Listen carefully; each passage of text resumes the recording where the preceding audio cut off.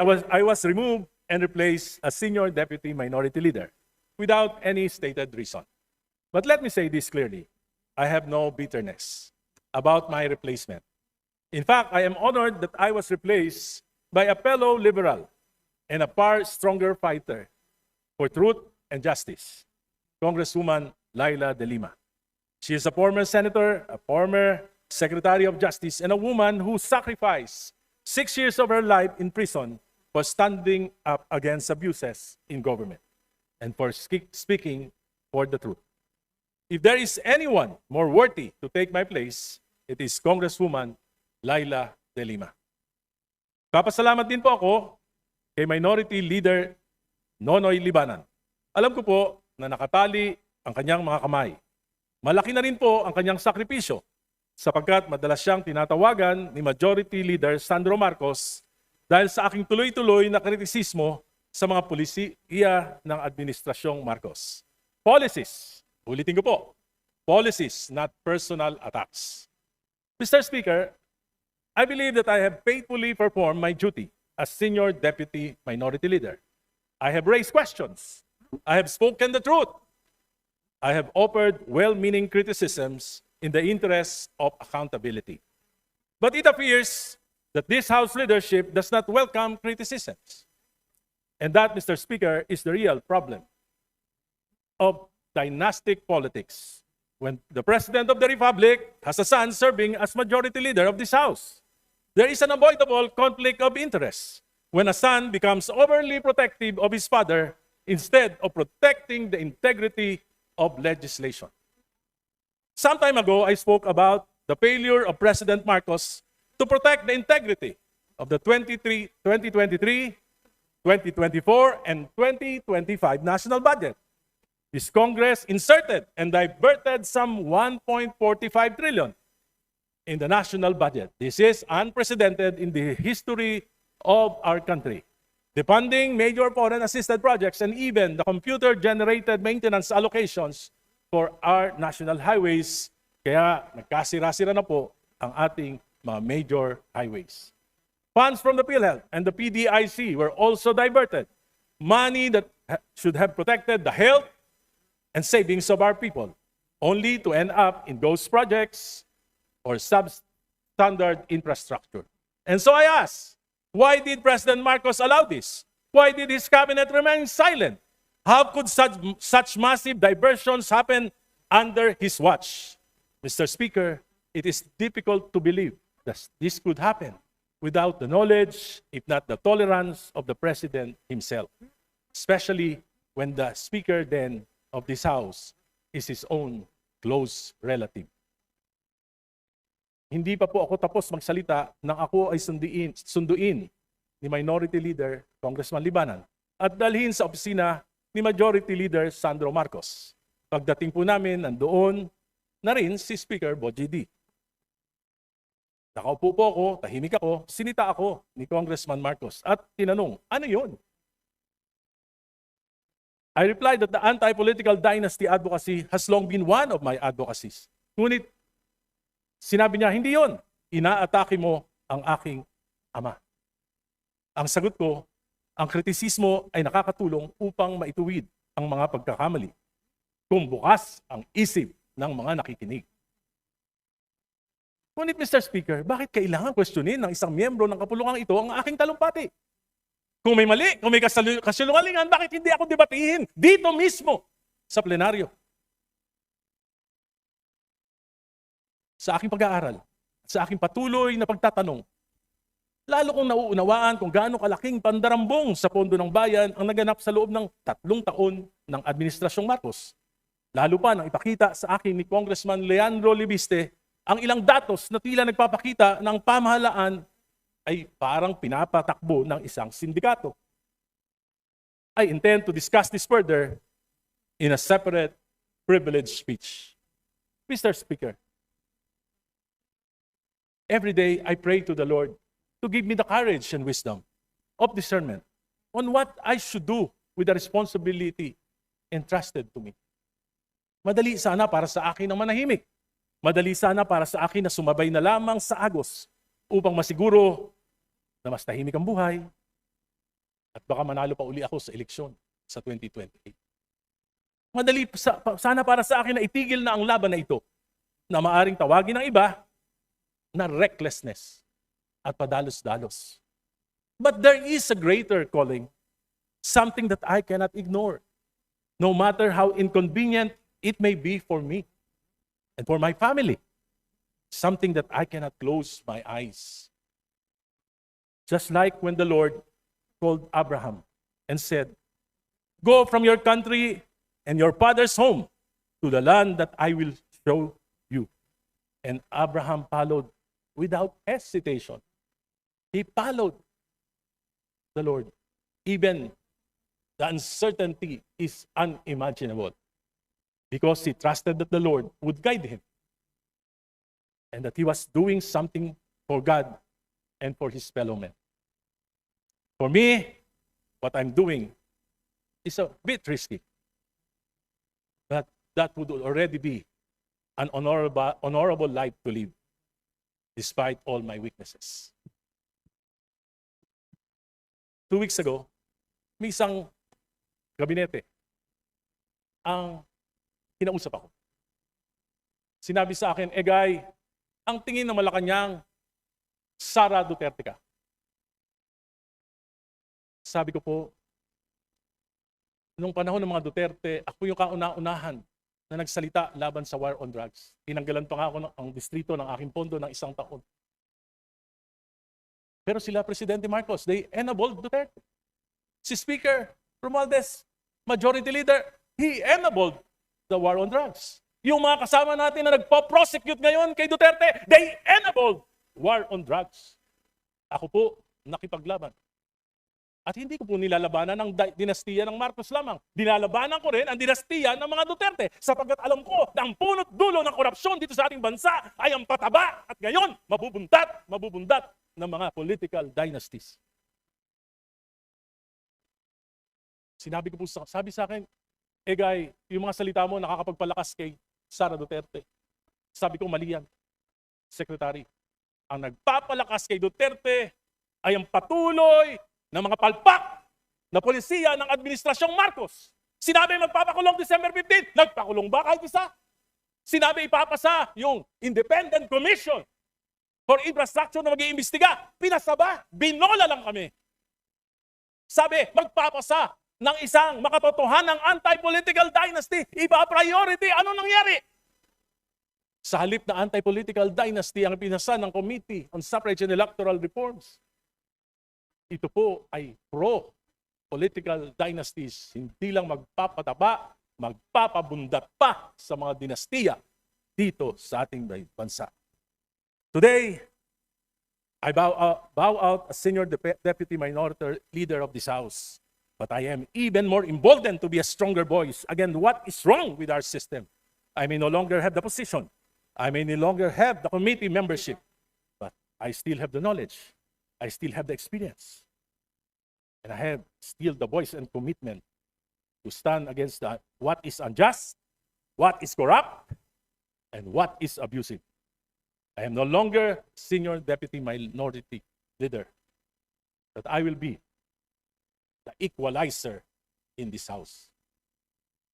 Thank you, Madam Speaker. Thank you, my colleagues, until my next privilege speech. Thank you. Mr. Speaker, Majority Leader, maraming Speaker, salamat, Mr. I move to Speaker. recognize the Honorable Deputy Speaker Janet Garin. Deputy Is my Speaker Janet, distinguished Deputy colleague- Speaker Janet Dillon is now recognized. He is my distinguished colleague and a very good friend during the Aquino administration, willing to yield to some questions. Maraming salamat, Mr. Speaker. Maraming salamat din sa ating mga kasamahan. I decided to interpolate and ask a few questions to our distinguished colleague, Mr. Speaker, dahil medyo nalito ako nung ang pinag-usapan ay ang posisyon ng Senior Deputy Minority Leader, pero tila nalihis ang kanyang speech patungo sa pagpupuntirya na majority ang may kasalanan. May I inquire, Mr. Speaker, distinguished colleagues, to the Honorable Egay Erice, paano po ba pinipili ang isang Senior Deputy Minority Leader?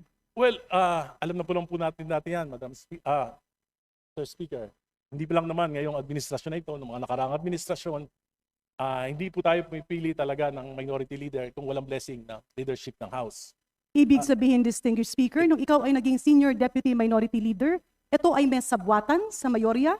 Ang ganito po ang nangyari nung ako po inirekomenda na senior deputy minority leader ni dating senior deputy minority leader Paul Dasa. Well, Hinirap Mr. po ako, excuse me po, Mr. tapos Speaker, hinirap I po have ako the name senior deputy minority leader. noong 19th Congress. Well, Paul Mr. Dasa. Paul Nirekomenda Daza. niya po ako. Sabi niya, kakausapin niya si minority leader Nonoy Libanan upang ako ang kanyang maging kahalili. Ibig sabihin, Mr. Speaker, ang Hindi pa po ating ako tapos. kagalang-galang Hindi pa na po. kasamahan na si Patapusin Honorable niyo Egay muna ako, bakit niyo ako Erice ay tatanungin? hindi pinili ng minorya? But, Because that is... kaya nga po, patapusin niyo ako para may kwento ko lahat. Pwede? Yeah, but can Kung I, pwede can lang I ako, have, kung pwede, can I have, pagkatapos pwede niyo ako can I have tanungin. a direct answer, Mr. Speaker? I am Kasi directly answering nakakagulat. you. Yeah, Mr. But, Speaker, my question is Honorable- very simple. Napili ba siya ng isang former member of the House? Because that is very Nirekomenda unparliamentary. po. He's putting some words on my mouth. Honorable- Ang sinabi ko po, nirekomenda Session ko. suspended. Okay?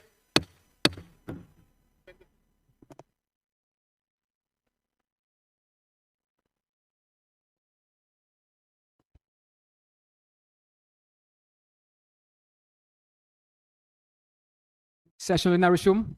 Honorable Garin, you have now had you have now Mr. have the floor. Speaker, if I may, this is my 6th term in Congress. And this is the first time that I've heard that a former member of the House can recommend. Will that be tantamount to dictating to the members of the minority? Because, Mr. Speaker, distinguished colleagues, I was once a senior deputy minority leader of the 18th Congress, and we chose our officers among ourselves. Hindi po kami nagpadikta at yan po ay katanungan natin sa ating mga kasamahan sa minorya. Well, I'll do laud and respect the Honorable Egay Erice. And of course, I very much welcome the election of the Honorable Laila De Lima, the new Senior Deputy Minority Leader. I believe, Mr. Speaker, itong mga bagay-bagay that should be a concern of the minority because they elect the officers among themselves. In fact, our rules, Mr. Speaker, says, kapag tayo ay nagbobotohan, nagboboto tayo kung sino ang ating magiging speaker. At yung hindi bumoto sa nanalong speaker ay nagko-convene to elect not only the minority leader, Mr. Speaker, but also the senior deputy minority leader, the deputy minority leaders, and the assistant minority leaders. Ang punto lang dito, Mr. Speaker, distinguished colleagues, I do empathize with the feelings and emotions of my good friend whom I idolized and a very good friend I had during the Aquino administration. Pero ang sa akin lang, Mr. Speaker, we do respect his voicing out. But let me also call his attention to what he says because I am an author of one of the proposals in the anti-political dynasty bill. Ang pagpaparatang na pinataba, ang pagpaparatang na tila, minanipulate, napakadami ng ating mga debate kahapon. And in fact, this is still being deliberated. It is still under the technical working group. Bakit po ba natin lalagyan ng mantsa ang ganitong bagay? In fact, Mr. Speaker, I did not stand up, but it is actually out of order to discuss an item that is precisely being deliberated within the committee. So, Mr. Chair, distinguished colleagues, with due courtesy to my distinguished colleague, naiintindihan ko na ang pagpalit ng liderato as Senior Deputy Minority Leader is something that we should respect because it is the decision of the minority. But accusing the majority of meddling in their affairs, accusing the majority of meddling in their voting or whatever is something that I cannot accept. There will always be a proper forum to air that. Somebody could have objected to the election. We were not even party to that. But Mr. Speaker, distinguished colleagues, lahat tayo dito ay may karapatang tumayo. Lahat tayo ay may karapatang magsalita. Lahat tayo ay may karapatang ipaglaban ang ating pinaniniwalaan. But nobody has the monopoly of knowledge. Nobody has the monopoly that what he believes should be right. Dahil pwedeng ang paniniwala mo ay hindi paniniwala ng iyong mga kasamahan. Mr. Speaker, distinguished colleagues, let us respect the decision of the minority dahil hindi rin nila tayo pinapakialaman. But blaming the majority leader, the members of the majority, for what happened in their change in leadership is already unparliamentary and uncalled for. With that, Mr. Speaker, may I appeal to my good friend and our distinguished colleagues. We have tolerated and even heard all your stand on many issues. We have also conveyed and mentioned our stand on our side. Sometimes magkakasama tayo sa ibang issue, minsan hindi tayo nagsasama-sama. It's a matter of belief, idealism, and being the real voice of our people. So may I appeal to my distinguished good friend from the minority. Please spare us, the majority. Kung anuman ang nangyayari sa minorya ay ating nirerespeto. But accusing the majority leader of holding the minority leader is something I believe the minority should stand up. Papayag ba ang minorya na sabihing tila sunod-sunuran lang kayo? Which I actually contradict, Mr. Speaker. Papayag ba kayong sabihing tila inipit dahil mga boses kayo? We have heard our distinguished colleagues here speak up on many matters.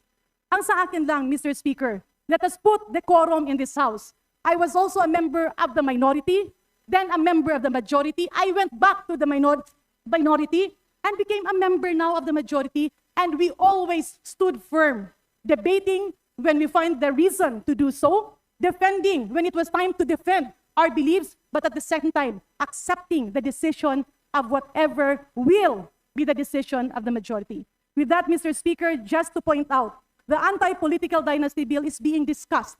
At patuloy natin pag-uusapan yun at ipaglalaban natin yun. Let us not accuse any sponsor of saying nagpapataba tayo ng mga dinastiya. And let us not accuse the majority of meddling with the election of the minority, because that is your concern and that is something that should be addressed by the minority. Do not drag us into the problem of your election of officers. Maraming salamat, Mr. Speaker. Maraming salamat, distinguished colleague. Mr. Speaker, may I respond? Honorable Erice is now recognized. Yes, Mr. I am not accusing the majority. I'm accusing the majority leader. Because he called me at his office. I was accompanied by the minority leader. At tinanong niya ako, mismo, bakit ako nagsalita ng gano'n? 65 years old na ako. 30 lang yung nagtatanong sa akin.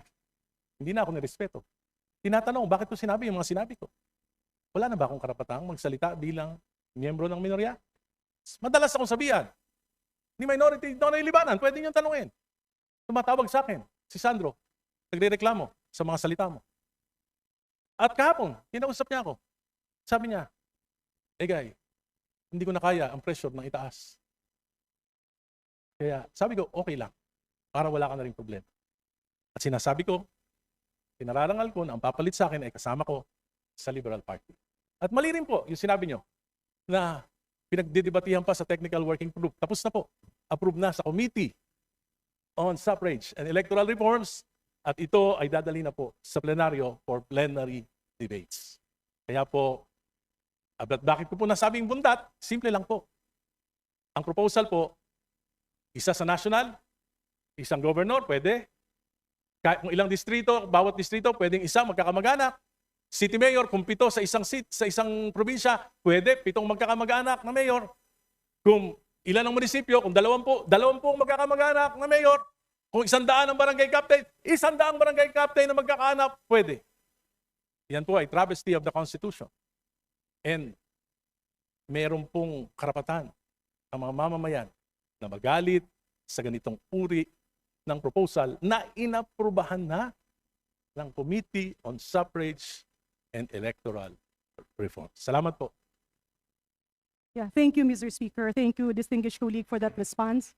Ang sa akin lang, Mr. Speaker, I was just in a call with the Honorable Chairman of the Committee on Suffrage, the Honorable Zia Adyong.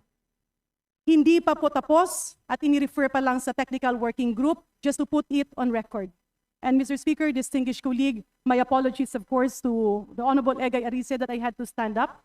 Because as a member of the majority, and even if the majority leader is being directed to, wala pong kinalaman at hindi po parte ng mayorya ang affairs ng election ng officers of the minority. But with that, Mr. Speaker, let me just state for the record that in the several months that the Honorable Egay Arice has been a senior deputy minority leader, I laud him for his wisdom, I laud him for his stand, I laud him and salute him for some of the endeavors that we were together. However, on some opposing matters, I do stand up, pero ito lang po yung aking masasabi.